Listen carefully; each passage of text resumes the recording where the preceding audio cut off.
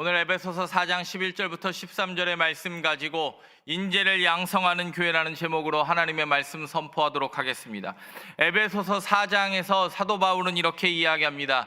에베소서를 교회의 서신이라고들 이야기합니다. 그리고 에베소서의 쌍둥이 서신인 또 골로새서가 있습니다. 사도 바울은 감옥에서 에베소와 골로새서와 빌립보서를 쓰면서 이렇게 이야기합니다. 교회는 사람을 모아서 유지하는 조직이 아니라 사람을 온전하게 세워 그리스도의 몸으로 자라게 하는 게 교회예요. 그냥 사람 모아가지고 이 우리 교회 건물 유지하려고 하면, 여러분, 건물 유지하려는데 목숨 걸면 교회 금방 망합니다. 우리 교회는 인재를 양성하는 교회 되기를 원합니다. 근데 단순히 장학금 많이 주고 그냥 세상에서 잘 먹고 잘 사는 사람 잘 키우는 게 인재를 양성하는 게 아니에요.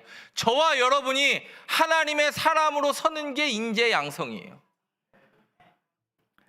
지난주에 제가 섬기는 교회라는 제목으로 하나님의 말씀 선포했습니다. 기억나십니까? 하나님을 섬기고 이웃을 섬기고 다음 세대를 섬기는 교회. 오늘은 두 번째 주제인 인재를 양성하는 교회, 하나님이 어떤 인재를 세우고자 하시는가, 오늘 본문을 통하여 상고해 보고자 합니다. 첫 번째 한번 따라해 보겠습니다. 하나님이 찾으시는 인재. 오늘 본문 11절에는 이렇게 이야기합니다. 시작! 그가 어떤 사람은 사도로, 어떤 사람은 선지자로, 어떤 사람은 복음 전하는 자로, 어떤 사람은 목사와 교사로 삼으셨으니. 그가 누굽니까? 그가 예수 그리스도께서 어떤 사람을 삼으시는 거예요. 오늘 본문 보면 사도, 선지자, 복음 전하는 자, 교사, 목사가 나와요. 직분의 목록을 이야기하는 것 아닙니다. 그 사람들이 어떤 능력을 가졌는지 이야기하지 않습니다. 어떤 사람은 누가 삼으면 되는 거예요? 예수 그리스도가 삼으면 되는 거예요. 연말입니다. 내년에 내가 무슨 직분을 감당할까? 무슨 보직을 맡을까? 너무 걱정하지 마시기 바랍니다. 제가 알아서 잘 짰습니다.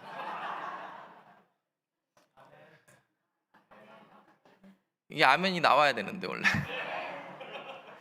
근데 사람이 짰기 때문에 불완전한 부분이 있을 수 있어요.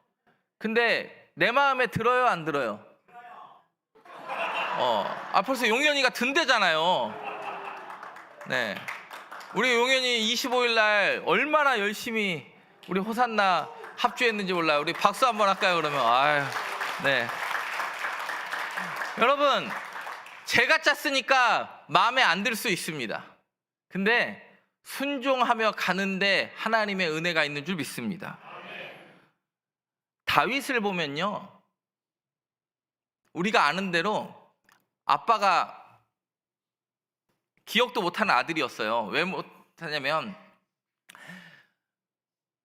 갑자기 사울이 살아있는데 기름병 들고 사무엘이 베들레헴을 간다는 건 사무엘도 죽고 사무엘이 도착한 그 집도 죽을 수 있는 상황이에요. 그래서 사무엘상 16장에 보면 사무엘이 기름병 들고 오니까 기름병 들고 가는 사무엘도 떨리지만 누구도 떨려요? 우리 집 올까봐 떨려. 왜요? 살아있는 권력 누가 있으니까요? 사울이 있기 때문에. 그러니까 오히려 베들레헴 사람들이 사무엘 쪽 온다니까 무서워가지고 사무엘이요, 당신이 전하는 게 평안입니까? 오히려 물어요. 지금 베냐민 지파와 유다 지파 전쟁시키러 온 거 아닙니까? 왜요? 불안하잖아요. 근데 사무엘이 딱 보니까 엘리압이 잘생겼거든요. 제 아내가 방학을 하니까 넷플릭스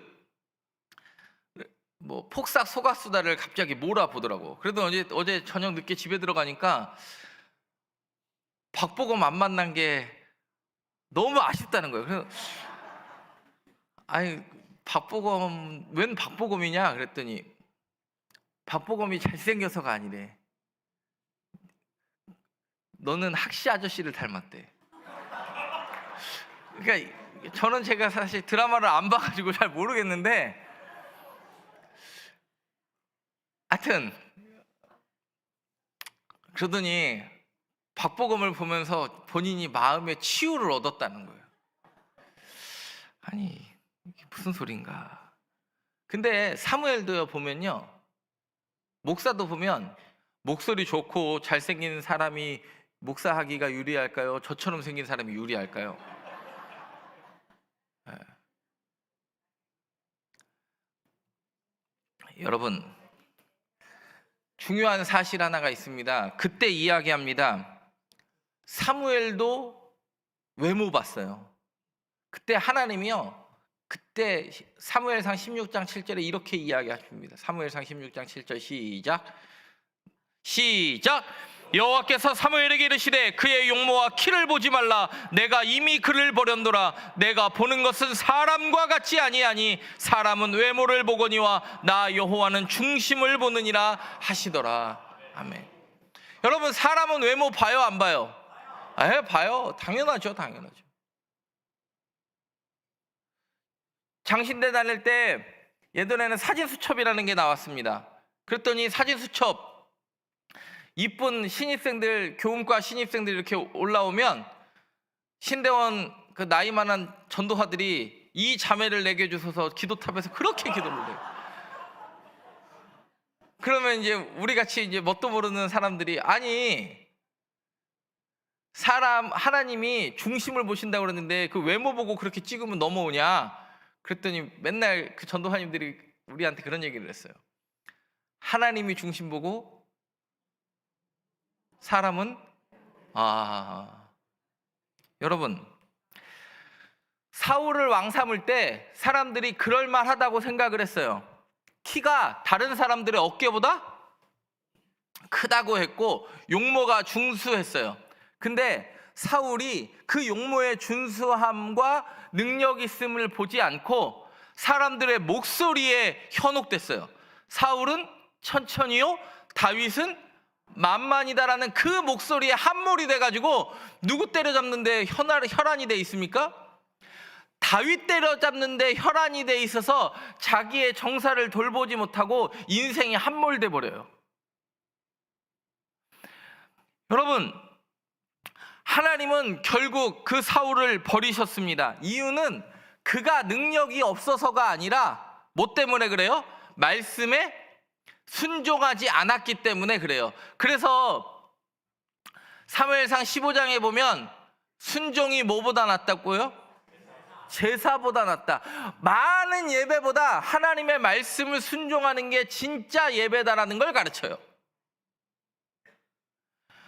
여러분, 하나님은 사람들이 쳐다보지도 않았던 누구를 찾으셔서 왕 삼았냐면 다윗을 찾아서 왕 삼으시고 다윗을 기준 삼으셨어요. 능력이 많아서가 아니에요. 다윗이 능력이 뭐가 있어요? 아버지도 기억 못하는 아들인데 거의.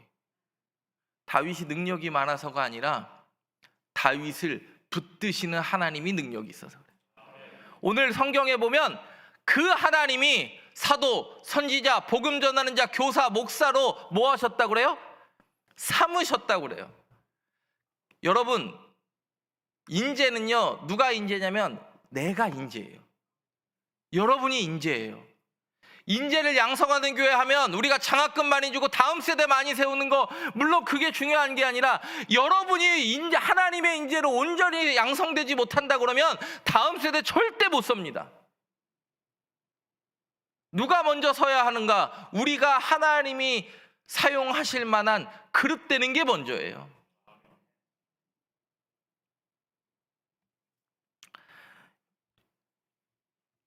예수님이 제자를 부르십니다. 갑자기 물고기 잡던 베드로와 안드레를 불러요. 그들은 어부라 그래요. 바꿔 이야기하면 어부는요, 장소를 이탈하면 돼요, 안 돼요? 유일하게 할 수 있는 게 고기 잡는 건데 누구를 따라가고 할 만한 사람이 아니에요. 그들은 어부라는 게, 아니 물을 떠나서 무엇을 할 수 있습니까? 어부들이 아무것도 못해요. 근데 이미 눈을 들어보면 이미 제자 같은 사람으로 준비된 사람들은 어떤 사람이에요? 사두개인과 바리새인과 율법교사와 에세네파 같은 사람들이 날마다 말씀을 가까이 하는 수많은 사람들이 있었어요. 하나님은 그 사람들을 제자로 부르지 않았어요. 도무지 제자로 부르지 않을 것 같은 세리와 어부들을 불러서 하나님의 일을 하세요. 왜 그렇습니까? 하나님이 찾으시는 자, 하나님에게 순종할 줄 아는 자를 세워 하나님의 인재되게 하시는 게 하나님의 방법이에요. 저와 여러분, 우리 교회는 하나님이 찾으시는 인재는 이미 준비된 사람이 아니라 하나님의 부르심 앞에 서 있는 사람이 인재인 줄 믿습니다. 연말 되면 항상 하는 얘기가 내년에 이것 좀 빼주세요. 아직 그런 분들이 없으니까 감사한데, 여러분이 능력이 있어서 하나님이 부르신 거 아니에요. 제가 능력 있어서 하나님이 불렀습니까? 저는 제가 부임 설교할 때도 말씀드렸던 것 같은데, 제가 만약에 은퇴할 때 우리 교회에서 바람처럼 사라지는 목사 됐으면 좋겠다. 목사 이름 세 글자, 박요한이라는 이름 세 글자가 아니라 제가 가르쳤던, 제가 보여줬던 하나님이 남는 교회 되면 좋겠다. 여러분, 사람 쫓아 다녀보세요. 사람이 유명한 교회치고 말썽 안 난 교회가 있는가? 왜요? 하나님의 자리에 그 사람이 이미 앉아버렸기 때문에. 하나님이 찾으시는 사람은 엄청난 사람이 아니라 그냥 그 어떤 사람을 사용하시니까 그 사람 된 거예요. 저는 우리 교회가 인재를 양성하는 교회, 하나님이 찾으시는 인재 양성하는 교회 되기를 바랍니다. 이사야의 말씀을 우리가 묵상하고 있는데 새벽마다 이사야가 그럽니다. 하나님의 영광의 관체가 그 성전을 덮으니까 이사야가, 주님, 나는 입술이 부정한 사람입니다. 왜요? 세상하고 말을 항상 섞었으니까 저는 입술이 부정합니다. 그랬더니 갑자기 스랍들이 나와가지고 향단의 숯불을 딱 지지니까 어떻게 합니까? 주여 나를 보내주소서. 그냥 이사야가 자신의 인생 보면요, 갈 수 있는 인생이에요, 없는 인생이에요. 본인도 느껴요. 주님, 나는 입술이 부정합니다. 근데 하나님이 아니야, 너를 쓰기로 작정했어. 그 영광이 자신을 덮으니까 그 부정함을 뒤로 하고 주여 나를 보내주소서. 우리 교회 장로님들이, 제가 지난주에 장로 보직을 발표했더니 순종함으로 가시더라고. 젊은 목사가 하는 게 뭐 마음에 다 들겠어요? 근데 순종하는 가운데 하나님의 놀라운 역사가 일어날 줄 믿습니다. 제 말에 순종하라는 게 아니에요. 부족한 사람이라도 하나님이 지금 일하신다고 믿으면 그 역사에 순종하는 하나님이 찾으시는 인재, 저와 여러분 되기를 간절히 바랍니다. 두 번째 한번 따라해 보겠습니다. 교회를 세워갈 인재. 오늘 보면 12절을 보겠습니다. 오늘 보면 12절 시작. 이는 성도를 온전하게 하여 봉사의 일을 하게 하며 그리스도의 몸을 세우려 하십니다. 그 사람을 그렇게 그냥 어떤 사람을 삼으신 이유는 뭐 하려고요? 성도를 온전하게 하며 봉사의 일을 하게 하며 그리스도의 몸을, 여러분, 교회는 곧 그의 몸이라고 그랬어요. 그리스도의 몸을 세우는 건 바꿔 이야기하면 뭐를 세우는 거예요? 교회를 세우는 일입니다. 인재 양성의 목적은 자기 성장을 위한 것이 아니라 그리스도의 몸을 세우는 데 있어요. 여러분, 세상의 인재를 세우는 건 이런 거예요. 자녀 잘 키워가지고 좋은 대학 보내가지고 부모 도움 없이도 잘 먹고 잘 사는 건요, 여러분, 교회가 안 해도 다 해요. 왜요? 부모가 그렇게 원하잖아요. 모든 부모가 그걸 바라잖아요. 우리 교회가 미래비전 씨앗 헌금합니다. 미래비전 씨앗 헌금을 하는 이유가 있습니다. 다음 세대를 위한 인재 양성을 위한 것도 있지만 우리 교회가 이 앞에 건물이라도 샀으면 좋겠어요. 이 앞에 건물을 사가지고 장안초등학교까지 그냥 뚝 열렸으면 좋겠고, 막 저기 원룸에 우리 청년들이 가득 찼으면 좋겠고, 신혼부부의 집이 없다 그러면은 그 집을 내줬으면 좋겠고, 제가 요즘 파라곤 앞에 건물 하나 나온 거를 붙잡고 매일 기도해. 거기 가서 원룸이 6개고 4층 5층은 주인 세대라서 주님 저거 주시면 제가 잘 쓸 수 있는데, 물론 제 욕심이지만 하나님이 저는 제가 얘기했잖아요. 저는 우리 청년들과 이렇게 젊은 부부들을 위한 이렇게 학사나 이렇게 신혼부부 주택 같은 걸 좀 공짜가 아니라 그냥 시세의 한 절반 가격으로 이렇게 교회가 좀 제공을 했으면 좋겠는 게, 여러분, 돈 있고 완벽한 사람이 오피스텔 들어가는 걸 돕자는 얘기가 아니에요. 하고자 하는 사람들의 시작을 우리가 좀 도울 수 있으면 좋겠다. 아니, 교회가 그거 하는데 얼마나 일이 있으면 좋겠어요. 우리 교회 땅 늘리는 것보다 저는 우리 교회가 학사 늘리고 다음 세대가 한 명 한 명 늘어나는데 기쁨을 얻는 교회 되면 좋겠어요. 그리스도의 몸을 세우는 교회가 뭐냐면 혼자 가는 거 아니에요. 여러분, 모세가요, 하나님이 부르니까 막 가요. 처음에는 말 못한다고 하더니 그것도 다 말짱 구라였어요. 여러분, 생각을 해보세요. 모세처럼 말 잘하는 사람 성경에서 봤어요, 못 봤어요? 한 번 설교를 하면요, 신명기 1장부터 34장까지를 한 방에 설교를 하는데 이런 설교자가 없어요. 근데 안 가려고 핑계를 대니까 말 못한다. 근데 진짜 말 잘해. 바로 앞에서도 머뭇머뭇하는 게 없어요.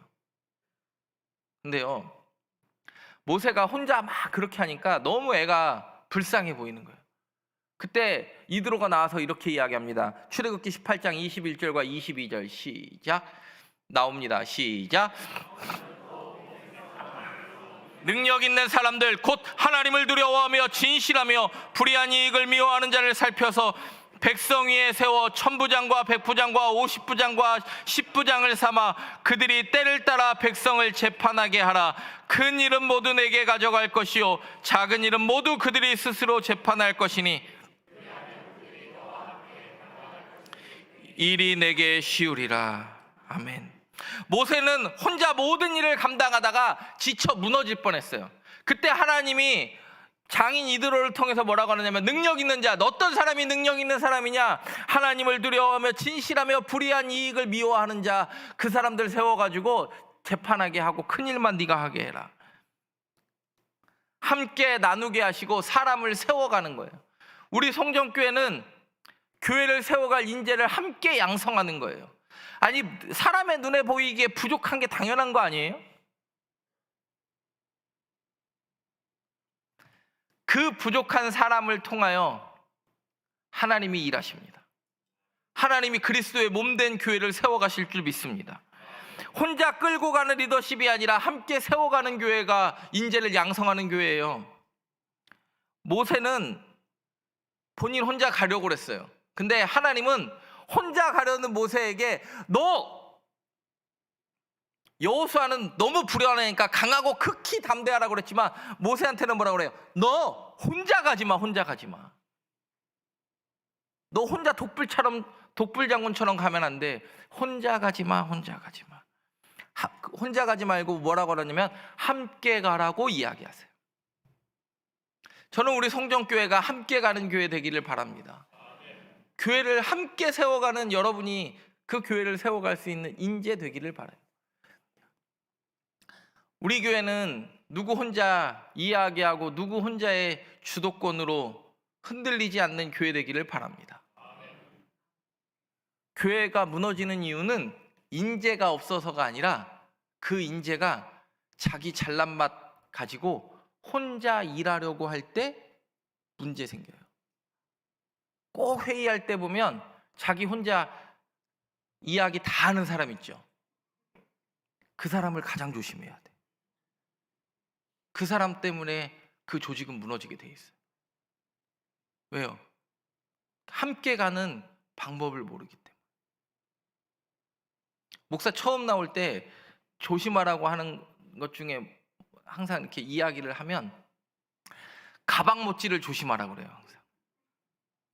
이 얘기를 아시는지 모르겠는데, 목사가 새로 담임 목사가 부임하면 가방 들어준다고 쫓아 나오는 사람을, 그 사람을 제일 조심하래. 근데 그 말은 진짜 진리예요. 그 말은 진리예요. 왜 진리예요? 새로운 리더십에, 그 전에 리더십에게 인정받지 못한 걸 지금 새로운 리더십에게 인정받고 보상받으려는 사람이 보통 쫓아나오게 돼 있어요. 사람에게 인정을 구하지 마시고 나를 부르신 하나님께 인정을 구하며 교회를 세워갈 수 있는 인재가 저와 여러분이길 간절히 소망합니다. 모세가 혼자 못 가요. 모세가 출애굽기 17장에 보면 아말렉 전투할 때 손을 들면 아말렉이랑 이겨요. 바꿔 이야기하면 모세가 기도할 때는 이기고 기도가 멈출 때는 진다는 얘기예요. 그때 여러분 뒤에 나가서 손 들고 서 있어 그러면 손이 계속 1시간 동안 이렇게 돼 있어요. 한 10분 지나면 이렇게 돼 있어요. 의자 들고 서 있으라고 그러면 의자를 번쩍 들어야 되는데 어깨에 의자 바지를 이렇게.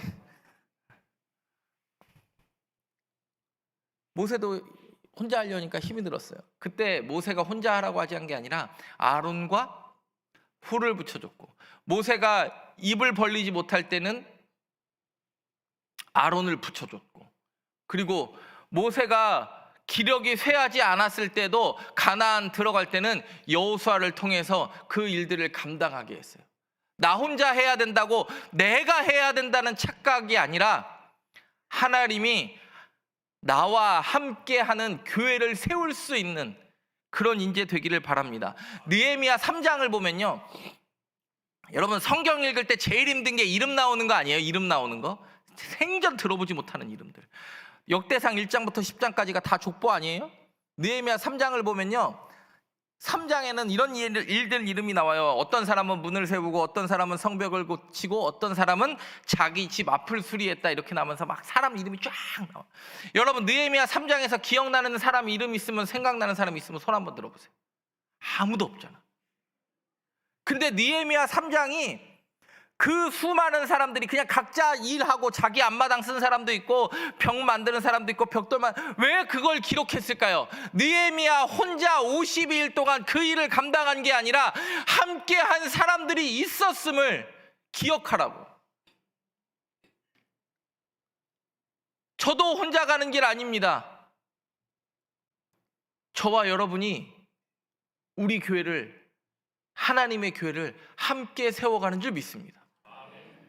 여러분이 교회를 세울 수 있는 인재 되기를 바랍니다. 개인을 키우되 공동체를 함께 세워갈 수 있는 하나님의 사람, 저와 여러분인 줄 믿습니다. 세 번째 한번 따라해 보겠습니다. 세상에 파송할 인재. 오늘 보면 13절을 보겠습니다. 오늘 보면 13절 시작. 우리가 다 하나님의 아들을 믿는 것과 아는 일에 하나가 되어 온전한 사람을 이루어 그리스도의 장성한 분량이 충만한 데까지 이르리니. 하나님이요, 사람을 어떻게 세운다고요? 온전한 사람으로 만들어서, 불완전한 사람이 아니라 온전한 사람을 이루어 그리스도의 어디까지 이르게 한다고요? 장성한 분량이 어디까지? 충만한 데까지. 여기가 핵심 포인트죠. 왜 그래요? 여러분을 세상에 보내기 위해서 장성한 분량의 충만한 데까지 이르게 하시는 거예요. 왜요? 충만하지 않으면 세상에 여러분 전도당하잖아요. 제가 예전에도 한번 말씀드렸던 것 같은데, 제가 25년 전에 대학교 신입생 때 98학번 형이 이렇게 이야기했습니다. 딱 나와가지고 우리 신입생들을 보면서 이렇게 이야기합니다. 세상을 전도하러 갔더니 세상이 나를 전도했다. 무슨 말인지 이해가 되십니까? 근데 그 형은 진짜 신학생 같지도 않았어. 근데 완전히 날라리 뽕짝 같은 형이 딱 나와가지고, 근데 그분도 하나님이 붙잡으시고 목사가 됐어. 근데 제가 그 형 보면서 항상 느껴요. 근데 중요한 사실은 우리는 세상 전도하려고 나아갔다가, 세상 변화시키려 나아갔다가 세상을 이기지 못하고 세상에 휩쓸리기가 쉬워요. 그러니까 오늘 성경이 이야기해요. 그리스도의 장성한 분량이 충만한 데까지 이르는 거예요. 여러분, 제가 예전에 청년부 할 때 이런 얘기를 많이 했어요. 교회에 함몰된 인간으로 자라지 마라. 청년부에서 잘못하면 청년부 열심히 하는 게 단 줄 알고 살아요. 그리고 그 공동체 커뮤니티가 단 줄 알고 살고, 그러니까 영적 침체가 더 빨리 와. 여러분, 저와 여러분이 하나님이 저와 여러분을 부르신 이유는 교회에 함몰돼서 교회만 바라보는 인간이 아니라 교회에서 충전해서 세상으로 나아갈 수 있는 사람으로, 하나님의 인재로 저와 여러분을 부르신 줄 믿습니다. 교회는 충전소가 돼야지 머무는 곳이 돼야 되는 것이 아닙니다. 교회에서 성령의 충만함, 그리스도의 장성한 분량까지 갔으면 세상에서 살아내는 게 저와 여러분의 능력이에요. 세상에서 살아낼 수 없을 것 같으니까 교회에 함몰된 인간처럼 살아가는 것만큼 불쌍한 게 없지 않습니까? 다니엘 보세요. 다니엘 뜻을 정합니다. 다니엘 1장 8절 보겠습니다. 다니엘 1장 8절 시작.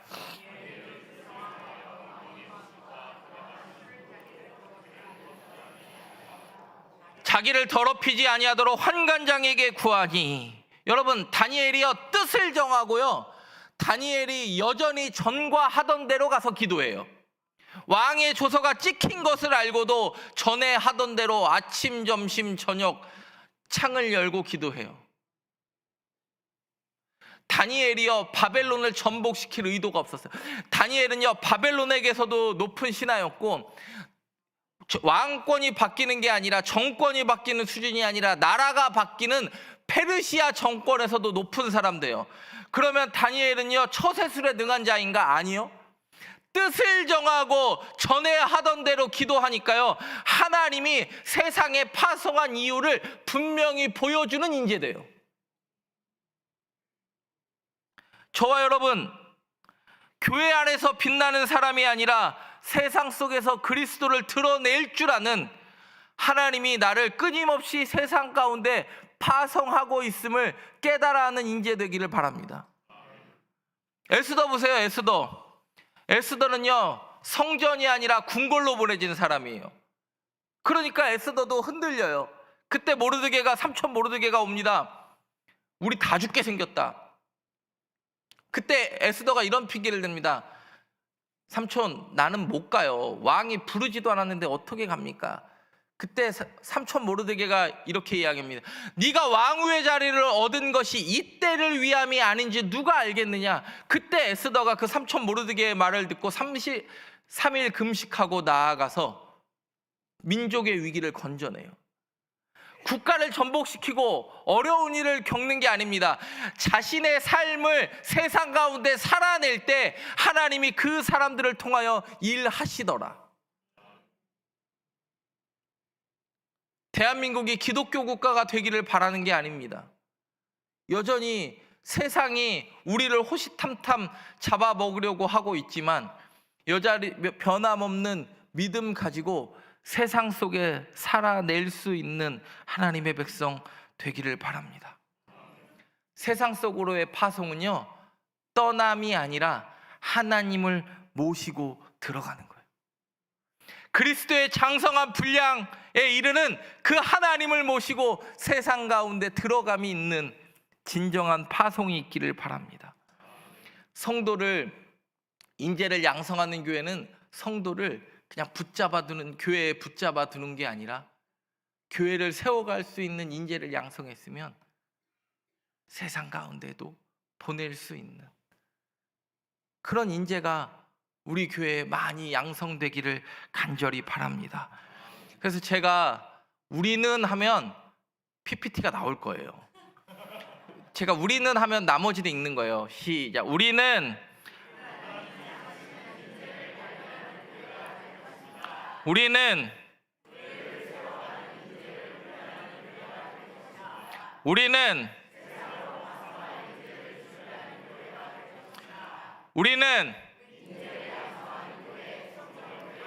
아멘. 기도하겠습니다. 은혜의 하나님 아버지, 오늘 말씀을 통하여 인재를 양성하는 교회의 사명을 보여주시니 감사드립니다. 사람의 기준이 아니라 다윗을 부르셨던 하나님의 시선으로 사람을 보게 하시고 모세처럼 함께 세워가며 그리스도의 몸을 온전히 이루게 하옵소서. 다니엘처럼 에스더처럼 세상 한가운데로 보내심 받은 자리에서도 정체성을 지키며 그리스도를 드러내는 제자로 살게 하옵소서. 우리 교회가 하나님이 찾으시는 인재를 발견하고 교회를 세워갈 인재를 훈련하며 세상으로 파송할 인재를 세우는 교회 되게 하옵소서. 예수 그리스도의 이름으로 기도드립니다. 아멘.